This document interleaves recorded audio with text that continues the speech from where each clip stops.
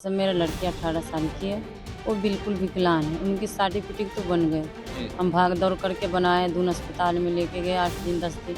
जी। हमारे हस्बैंड लेके गए, हम लेके गए और उनका विकलांग का सर्टिफिकेट बन गया। उनका हाथ का फिंगरप्रिंट नहीं आ रहा, उनका आधार कार्ड नहीं बन रहा। हुँ, हुँ। जब हम ऑफिस में हमारे हस्बैंड लेके गए उनको, तो बोले सर मेरा लड़की का विकलांग का सर्टिफिकेट लगा दीजिए। मेरा लड़की 18 साल के हम पाल नहीं सकते, मेरे 5 बच्चे हैं। तो गरीब आदमी को कौन सुनते हैं सर, कुछ भी नहीं, कोई नहीं सुनते। जाते हैं तो कहते डाँट दबा के धुतकार के भगा देते कि चलो चलो नहीं है। जब लड़की का फिंगरप्रिंट नहीं आते, आधार कार्ड नहीं आता, कहो जाओ तुम्हारे लड़की का कुछ नहीं बनेगा। कौन डाँटता है आपको? सरकारी का आदमी डाँटते, कौन डाँटते? ऑफिस में जो बैठे रहते कहते पहले आधार कार्ड लेके आओ फिर बात करना हमारे से। हमारे साथ इस समय बातचीत के लिए मौजूद हैं रेखा देवी। उनसे जानते हैं कि किस तरीके का उनका जीवन रहा है, संघर्ष और चुनौतियों के बीच किस तरीके से वो अपना जीवन बसर करती हैं। आइए उनसे बात करते हैं। रेखा देवी जी, नमस्ते सर, मैं मसूरी से हूँ, रेखा देवी जी। मेरा ये संघर्ष है। मेरा लड़की 18 साल की है। वो बिल्कुल विकलांग है। उनकी सर्टिफिकेट तो बन गए।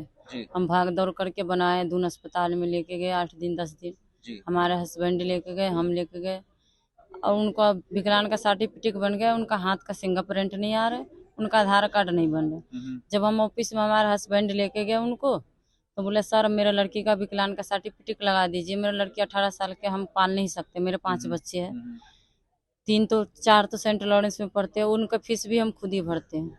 अच्छा। और मेरे लड़की वो घर में बैठी रहती है, कुछ नहीं करती है। जब हमारे हस्बैंड गए उनको बोलने कि सर हमारे लड़की का विकलांग का सर्टिफिकेट लगा दीजिए, कुछ उनका घर का खर्च, मेरे लड़की का खर्चा आ जाएंगे, मैं बहुत परेशान हूँ। तो उन्होंने बोला नहीं जाओ पहले आधार कार्ड बनवा के लाओ। फिर हम आधार कार्ड के लिए गए तो उनका बनी फिंगरप्रिंट नहीं आ रहे। 2-3 स्लिप हम घर में रख रख के बोले जब तक आधार कार्ड नहीं बना के लाओगे जब तक कुछ सुनवाई नहीं होंगी। तो हम लोग ऑफिस में 2-4 बार भाग दौड़ किए। अब लड़की हमारे गाड़ी घोड़ा कुछ नहीं, हम गरीब आदमी, हम कहाँ से लाएंगे। तो आप कार्य क्या करती हैं रेखा देवी जी? क्या क्या कूड़े आपका रहता है? कूड़े के काम करते हैं सर हम। रोड वगैरह में ना हम कूड़े चुकते हैं, खाले में कूड़े चुकने जाते हैं, हुँ, हुँ। कूड़ा उठाते हैं घर। खुद का काम करते हैं, कोई सरकारी नौकरी नहीं, कुछ नहीं। हम कूड़े के काम करते हैं सर, कूड़े उठाते हैं घर। जो दिहाड़ी मजदूरी होता है 100 150 200 400 जो बन जाते हैं, फिर आते हैं घर में। फिर लड़की को देखते विकलांग लड़की है, फिर रोना आ जाता दिल से कि मेरा लड़की खास ऐसा है, कोई शायद सरकार का तरफ से कुछ सहायता मेरे लिए हो जाए। तो कुछ भी नहीं होता है हमारे लोग के, गरीब आदमी को कौन सुनते हैं सर, कुछ भी नहीं, कोई नहीं सुनते। हुँ, हुँ। जाते हैं तो कहते डांट दबा के धुतकार के भगा देते कि चलो चलो नहीं है। जब लड़की का फिंगरप्रिंट नहीं आते, आधार कार्ड नहीं आता, कहो जाओ तुम्हारे लड़की का कुछ नहीं बनेगा। कौन डाँटता है आपको? सरकारी का आदमी डांटते, कौन डांटते? ऑफिस में जो बैठे रहते कहते पहले आधार कार्ड लेके आओ फिर हुँ, बात करना हमारे से। हुँ। जब आधार ही कार्ड नहीं बन रहे तो हम कहाँ से लेके जाएंगे सर। कितने साल से आप यहाँ मसूरी में रह रही हैं? मसूरी में 20 साल से रह रहे सर। तो उसके बाद आपने कई बार कोशिश करी आधार कार्ड बन जाए, बेटी का इलाज हो जाए। कितने बार आधार कार्ड के, बेटी के इलाज के लिए तो बहुत जगह भी गए, कुछ नहीं सुने। तब घर में हम रख लिया, फिर बोला आधार कार्ड से बन जाएंगे तो कुछ सुविधा मिल जाएंगे। पर लड़की का आधार कार्ड नहीं बने, आज तक नहीं बने। कितनों को बोले कि मेरा लड़की का आधार कार्ड बना दो, मेरे लड़के, कोई भी सुनते नहीं। कोई हाँ। कहते का नहीं ले जाऊंगा बना दूंगा, आज तक कोई सुना नहीं मसूरी में तो मेरा। अभी जो स्थिति है आपकी बेटी की वो क्या है? आप उसके बारे उनके बारे में बताइए। वैसे सर बैठे रहती है घर में, कुछ नहीं। वो विकलांग है, वो क्या कर सकती है, वो तो बैठे रहती है, कुछ भी नहीं। वो बाथरूम बुथरूम भी पेंटिंग में कर लेते हैं। आते हैं तो हम साफ सफाई करते हैं, काम पे से आते हैं फिर उनको साफ सफाई करते हैं। सारे दिन अकेले घर में बैठे रहते हैं। हमारे हस्बैंड भी काम पे चले जाते हैं, बच्चे स्कूल चले जाते हैं। जब हम आते हैं जब उनको खाना पानी भी तो देते हैं। हस्बैंड क्या करते हैं आपके? मजदूरी करते हैं सर तो हस्बैंड। आप दोनों जब बाहर रहते हैं, आप कूड़ा बीनने का काम करती हैं, हस्बैंड आपके मजदूरी करते हैं, तो किस तरीके से घर चलता है? क्यों आपको ये चुनना पड़ा? इसके बारे में बताइए कि ये इस सफाई के काम में आपको क्यों आना पड़ा? जी सर, जब कोई कोई चारा नहीं मिले, कुछ घर में काम नहीं मिले, किसी का कोई काम नहीं दिए, तो मजबूरी में तो पेट के लिए सफाई का काम करने पड़े। हम्म। कि जब बच्चे पालना है तो कुछ तो करके खाएंगे, तो इसीलिए हम लोग कबाड़ का काम में ही घुस गए। कितने समय से कर रही हैं आप ये काम? 20 साल से कर रहे सर। 20 साल से कर रही हैं आप? जी, जब जब माँ आप बाप छोटे थे हम्म, तो माँ बाप भी गरीब आदमी थे, वो भी नहीं हम्म। कमा के खिला सकते थे, पापा शराबी थे।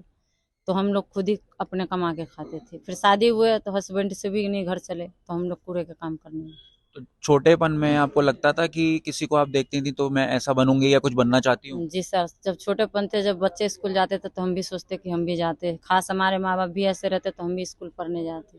कुछ आपको लगता था कि मेरे को ऐसा कुछ बनना है या कुछ अधिकारी बनना है? जी सर, जब माँ बाप जब छोटे थे बच्चे को स्कूल जाते थे, अच्छे से रहते थे, तो हम लोग भी सोचते थे खास हमारे भी ऐसे घर परिवार होते तो हम भी ऐसे अच्छे से रहते, अच्छे से खाना पीना होता, घर में रहते, स्कूल जाते, खेलते कूदते, ऐसे हम लोग सोचते थे पहले।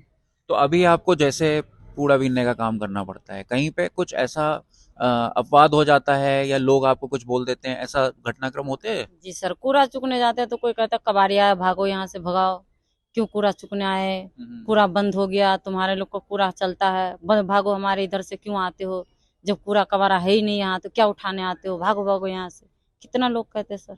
किस तरीके का कूड़ा रहता है, क्योंकि उसके बीच में खतरा भी रहता है, कोई कुछ फेंक देता कभी है, कोई कुछ खाले, फेंक देता है। कभी मलबा गिरते हैं तो कोई पत्थर भी फेंक देते हैं, कुछ भी फेंक देते हैं। अच्छा। रिक्सी का काम है हमारे कूड़ा कबाड़ा का। खाले में जाते हैं तो कभी मलबा गिरता है, किसी का बिल्डिंग टूटते हैं, होटल टूटते हैं, उधर जाते हैं तो मलबा भी गिरते हैं, ऊपर से स्टाफ बोलते हैं, भागो यहाँ से, कूड़ा कबाड़ा यहाँ है नहीं, क्या उठाने आते हो।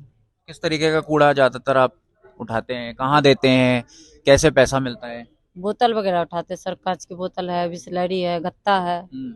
वो इकट्ठा करते हैं, 10 दिन 1 महीने हो गए तो उनको छांटते हैं, फिर 2 दिन 4 दिन, फिर गाड़ी आता है उसमें लोड करके देहरादून भेजते हैं, तब वो उनको जाके बेच के तब पैसे लाते, तब घर खर्च में लगाते। तो मतलब जितना कूड़ा आप भेजेंगे उतना पैसा मिलेगा? जी सर, जितना कूड़ा भेजेंगे उतना ही पैसा मिलेगा, उससे फालतू नहीं। जब इकट्ठा करेंगे फिर उनको दुकान वाले से पैसे लाएंगे तब घर खर्च में लगाएंगे। तो इतना सब कुछ आप रोज संघर्ष करती हैं, कूड़ा उठाने का काम, उसके बाद कोई आपको कुछ बोल देता है, उसके बाद भी ये सब काम करने का मन करता है? तो जब कोई काम ही नहीं मिलेंगे सर तो मजबूरी में तो करना पड़ेगा, जब सरकार इतना योजना चला रखे है तो कहाँ कहते हैं गरीब आदमी को कोई किसी का नौकरी दे दो, कोई किसी का काम दे दो, कुछ भी नहीं है तो मजबूरी में तो कबाड़ चुकना पड़ता है सर। आप कुछ अभी करने के लिए, बच्चा पालने के लिए तो कुछ करेंगे, भूखा तो मरेंगे नहीं, अब बच्चे हैं तो पालना तो पड़ेगा। जैसे कि महिलाओं के लिए काफी स्वास्थ्य की स्कीम यहाँ पे चल रही है, योजनाएं चल रही हैं, बेटी के लिए योजना चल रही है, प्रधानमंत्री नरेंद्र मोदी का एक नारा है, बेटी बचाओ बेटी पढ़ाओ। उसके बारे में कभी कोई सरकार का व्यक्ति आपके पास आया हो बताने के लिए, या आप गई हो तो आपको बताया गया हो कि ये स्कीम है, इसमें आपको फायदा मिल सकता है या लाभ मिल सकता है या जीवन आपका बेहतर हो सकता है, ऐसा नहीं कुछ? सर, कुछ भी ऐसा कोई आदमी नहीं आके बोलता कि बेटी के लिए ऐसा है, स्कीम है, चाहे बेटी पढ़ा, मेरे खुद का बेटी विकलांग हो तो कोई पूछता ही नहीं कि इनके लिए कुछ करो, तो अच्छे बेटी के लिए कौन पूछेंगे, जब विकलांग बेटी के लिए नहीं पूछते तो अच्छे बेटी की तो दूर की बात है सर। तो अच्छे बेटी के लिए कौन पूछेंगे कि मैं ये योजना कर दूंगा, वो कुछ कुछ भी नहीं, सब झूठ का फुलौफी बात है सर। कभी आपको किसी ने बताया हो कि ऐसे ऐसे योजना चल रही है, वहां जाके पता करो, और आप गई हो? नहीं सर, किसी ने नहीं बताया, किसी ने नहीं तो बताया। आपको नहीं पता कि सरकार क्या योजना चला रही है महिलाओं के लिए? जी सर, नहीं पता। तो अभी आगे जीवन में बेटी के लिए क्या करना है, क्या करना चाहती हैं आप, किस तरीके से आपकी कुछ मांग है, उत्तराखंड तक के माध्यम से, हमारे चैनल के माध्यम से सरकार को कुछ कहना चाहती हैं जो आपकी सरकार से समस्या सॉल्व कर? सरकार से तो हम यही कहेंगे सर कि हमारे, अब बाकी बच्चों को तो छोड़ो, जो हमारा लड़की विकलांग है उसी के लिए कुछ कर देंगे तो वही बहुत है। अगर इतना कुछ नहीं है तो कल उसका पेंशन ही लग जाए तो ही बहुत है सर।